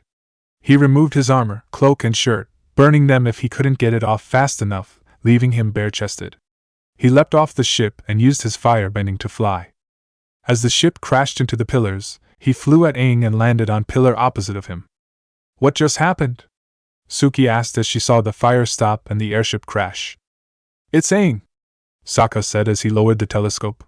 He's back. What are you doing here, Lord Naruto? A soldier asked him. We thought that you were still locked up in the boiling rock. I'm here to stop you from your orders, Naruto told him, recognizing him as a man who served under him once. I can't you let destroy the Earth Kingdom. But we must follow our orders. Even if it meant you have to fight your former commander? Orders are orders. We must follow them, even if we don't like them. Those were your words, sir, another soldier told him. Yeah, that's true. I probably shouldn't have said that, he admitted. He certainly wouldn't have said it if it was going to be used against him. If it's true, you traitorous brat, you should just step aside, a third soldier snarled, unsheathing a Jien. I guess not all of them like you, huh? Jiraiya asked the blonde. I served with some served under me, and the rest didn't. The blonde sighed in disappointment, and smiled at the same time. There is one more lesson that I should have taught you all. While it's true that we all must obey our orders, what happens if those orders start to clash with your conscience? Would you still be able to look at your families back in the Fire Nation, knowing that you've all played a role in this preventable act of mass murder? Who cares if it leads to the deaths of millions, if the end result is that the entire world will become Fire Nation? The angry soldier asked him, spitting on the ground. You, those traitorous children of the new Phoenix King, and even that turncoat Shinu, you're all weak. Perhaps this new world has no room for the likes of you. Naruto watched as the soldier with the Jien charged. He rolled his shoulders back, loosening up the muscles. If we're going to do this, looks like I'm going to have to break my one rule. And he had worked to not break that rule. Jiraiya eyed him. And that was no jutsu in front of people. He put his hands into an old hand seal. Tajikage Bunshin no Jutsu, multi-shadow clone jutsu. A vast cloud of smoke appeared behind him. When the smoke cleared, he had his own army, made completely up of clones. The sight of such a thing scared many of the soldiers there, most doubly so. To them, one Naruto was bad enough. Alright then, let's get to it, he said. Charge. And so, a virtual tidal wave of Naruto, plus a sky bison, a wolf, and a super pervert/sadist, slammed into the army. Location, Wulong Forest. The two faced other as the ship behind Ozai burned. After generations of Fire Lords failed to find you, now the universe delivers you to me as an act of providence, he said, arrogance leaking out through each word he spoke. Please listen to me, Aang begged him. We don't have to fight. You have the power to end it here and stop what you're doing. You are right. I do have the power. I have all the power in the world. He said the last word as he breathed fire and bent two streams of flame from his hands in a show of force. When Aang heard this, he stepped back into a stance. Once he was done showing off, Ozai attacked. He did a little jump and slammed his fist into the pillar, bending a ring of fire around him. Aang jumped over the ring and then landed back on the pillar. Using his earth bending, he pulled the top chunk of the pillar off and threw it at Ozai. He jumped off the pillar and stayed in the air using the same method as before. He flew at Aang, who leapt at him in turn. Both of their fire bending smashed into each other, briefly creating a cloud of flame. Go Aang! Sokka cheered as he watched the fight from a long distance away. Kick his ass! Shouldn't we be helping him? Suki asked the tribesman. The Fire Lord is Aang's fight. We need to stay focused on stopping that fleet from burning down the Earth Kingdom. And how do we do that, Captain Boomerang? Toph asked with a little sarcasm. I can't see outside of the floating hunk of metal. He looked out the window. I've got something in mind. Let me take the wheel, Suki. She relinquished control of the wheel and he grabbed it. He flew the ship up into the air, higher than the other ships. Then, with a great heave, he spun the wheel to the left. The ship banked to the left and flew backwards. Meanwhile, the rest of the fleet was approaching the shoreline. The firebenders who stood on the platform in front of the ship took their stances and did the same thing Ozai did. They bent a large burst of flame. The land began to burn as their fire consumed everything. Whoa! That's a lot of fire, isn't it? Toph asked as she stared out of a broken window, feeling the heat on her face. As the ship had finally faced the other ships, Sokka let the wheel spin back into place.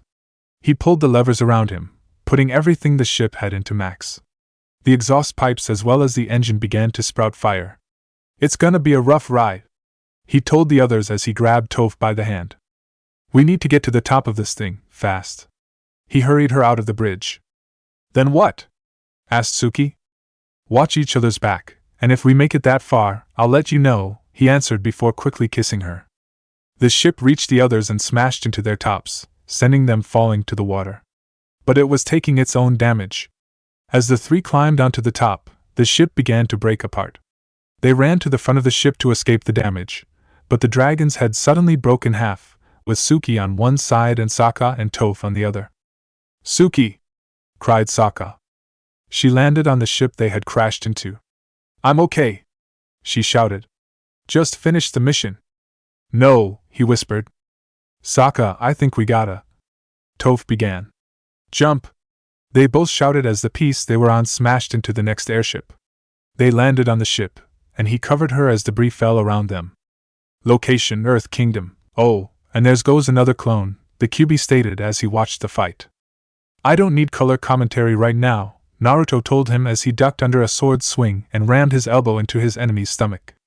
The fight between the two armies could go either way at this point. The clones, Jiraiya and Akela, did their best not to kill their opponents but were sometimes forced to. Appa just sent his opponent flying with a swing of his tail. But the soldiers of the Fire Nation were giving it as good as they were taking it. A good number of the clones had disappeared and both the original and Jiraiya were sporting minor wounds. Akela was a little better off, but not by much. Appa tried to stay in the air but was sometimes forced to land. When that happened, the soldiers would always try to rush and encircle him. That in turn would make one of the other three along some of the clones beat them back. You hanging in there, Gaki? Asked Jiraiya as they fought back to back. I'm doing fine, how about you? He asked back as he swept his enemy's legs out from under him. I'm doing okay. It's been a while since I was in a fight this big. Should we stop it so you can rest your bones? He asked sarcastically. Funny, kid, real funny, he buried his fist in someone's midsection. Just asking, that's all. Save your questions for later, we have a fight going on here. I know that. I started it, the blonde told him. Then tried to finish it. They leapt away from each other and back into the fray. Location: Fire Nation capital. The coronation ceremony had begun, but no one was there to see it. Only Yao Jing and the fire sages were there. By decree of Phoenix King Ozai, the head fire sage said as he held the headpiece of the Fire Lord. I now crown you Fire Lord. He trailed off as he and the other sages saw what was in the sky. What are you waiting for? Yao Jing demanded. Do it already! The roar of a dragon was heard as Fan Ning landed in the plaza. Sorry, but you're going to become Fire Lord today, Zuko declared as he climbed off the dragon. I am. She regarded him for a moment before laughing. How funny of you, little brother, she replied. I wasn't aware you had a sense of humor. What makes you think I'm kidding? The fact that I know little Azula wouldn't allow you to be Fire Lord, even if she had casted herself out of the royal family. If it was between you or him, Yao Jing, I'd picked Zuko every time, Azula told her as she and Katara joined him. She growled as she stood up. Fine, if you want to be Fire Lord so badly, Zuko, then come and take it from me. I challenge you to an Agni Kai. You're on, he replied quickly enough. Katara was surprised by that. What are you doing? She asked in a whisper. She's playing you. She knows she can't take all three of us, so she's trying to separate us. But this is a legal way of obtaining the title of Fire Lord, Azula told her. If Zuko defeats her, then by rights he gets the title. And it would save them a lot of potential problems in the future. Plus, I can take her this time, Zuko said.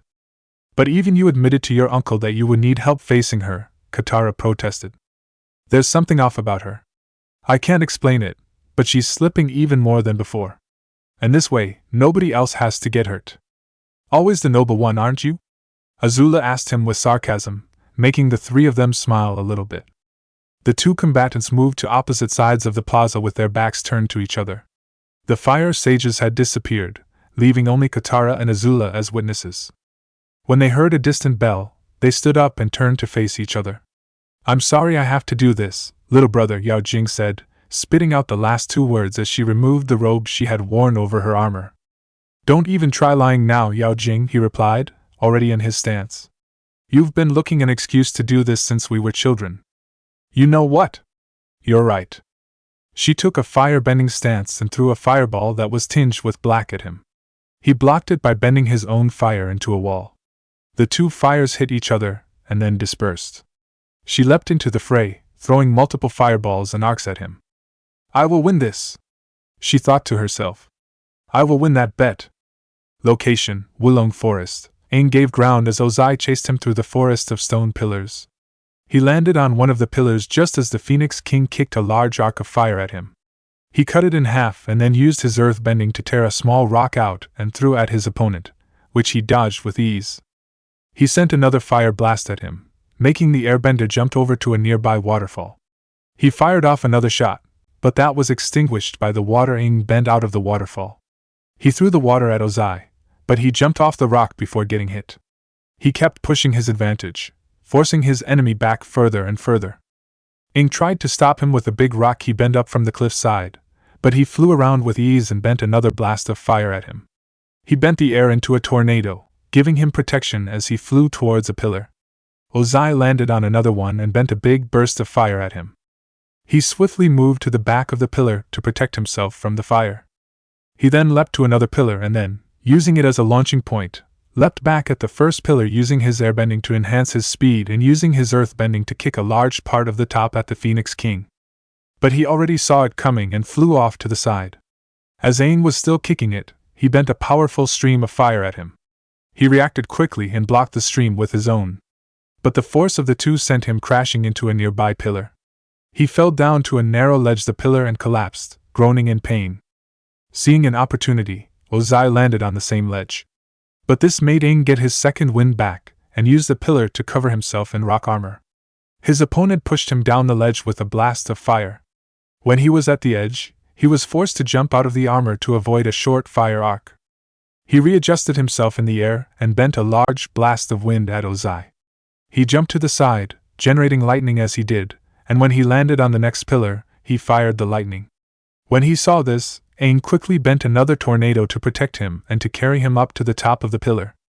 Ozai fired another round of lightning at him, making him keep going in the air.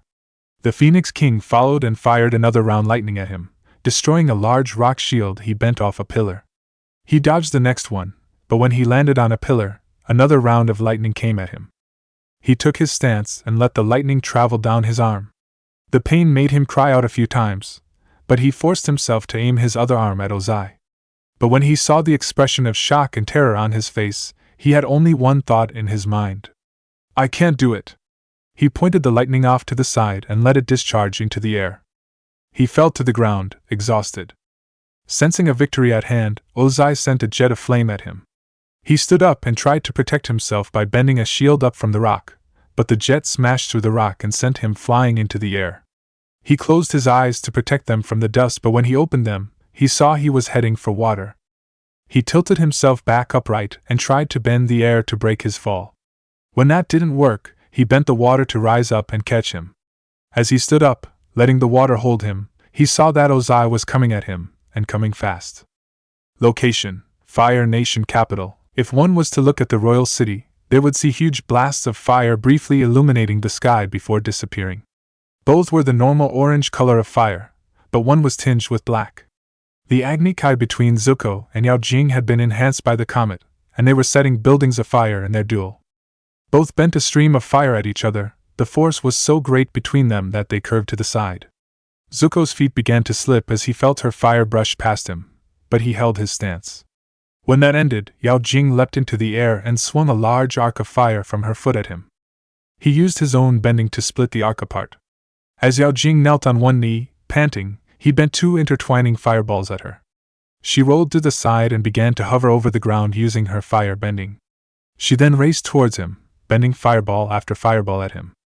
He blocked the first one by bending a wall of fire underneath him and sending him up into the air. He then swung a kick and bent an arc of fire at the second one. As he began to fall back down, he clapped his hands together and swung them down in a chopping motion, bending his fire to block the stream of fire she sent at him. She began to circle around him, bending blasts of fire at him, which he blocked effortlessly. He tried to hit her with a stream of fire, but she was too fast and kept moving. Finally, he crouched down and began to spin around on his back, swinging legs and bending fire from them. They came together into a large arc of fire that he threw at her. It successfully hit her, causing her to lose control of her bending and crash into the ground, rolling down the plaza. As she stood back up, her panting became more rapid, and she began to have a look of madness on her face. "No lightning today?" Zuko asked her. "What's the matter? Are you afraid I'll redirect it? Or can you not generate it at all? You want lightning?" she screamed. "Then have some." She began to generate lightning in her fingers. Her stance was off and unbalanced, so it took her longer to generate it. As she did this, Zuko took a deep breath and readied himself to redirect it. When she fired the lightning, it was only when it was in motion he realized that she didn't aim it at him. She aimed at Katara and Azula, who weren't expecting it. "No!"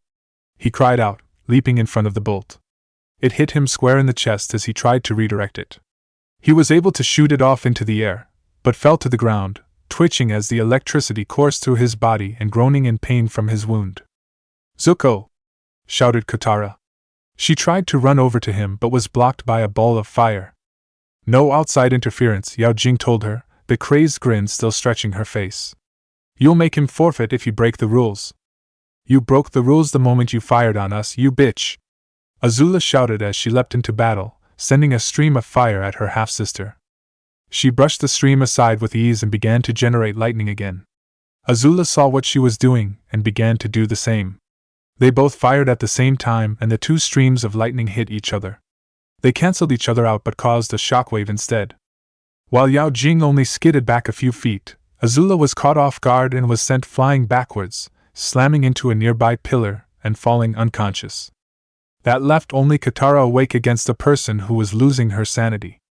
Location: Wulong Forest. "Run! Run away!" Aang thought to himself as he saw Ozai flying towards him. It was the only thought that was in his mind. He turned around and tried to get away, using his waterbending to help. When he reached the shore, he stumbled and fell down. When he saw that Ozai was still coming after him, he bent the surrounding rock to form around him, creating a sphere. Ozai laughed as he stood over the sphere. "You're weak, just like the rest of your people," he told the hiding avatar. "They did not deserve to exist in this world, in my world. Prepare to join them. Prepare to die." He struck his hands against the sphere, causing it to heat up. He then leapt back and threw another blast at it. Location: Earth Kingdom. Naruto kept on attacking the soldiers, but it wasn't looking good. The clones were disappearing more rapidly now, and the soldiers who were still fighting were the ones who had never served with him. They were attacking with more lethal force and didn't care whether they hit their own fallen or not.